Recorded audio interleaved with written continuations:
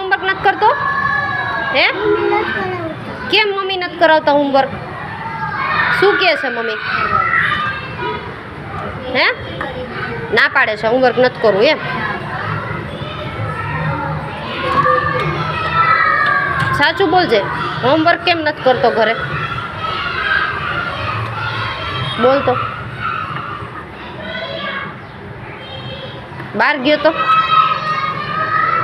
તો ફરવા, તો હોમવર્ક કેમ નથી કર્યું? આપણે બે દિવસની રજા, શુક્રવાર, શનિવાર, રવિવાર 3 દિવસની રજા હતી. તો સન્ડે હું તો લેસન તો કરવું જોઈએ ને.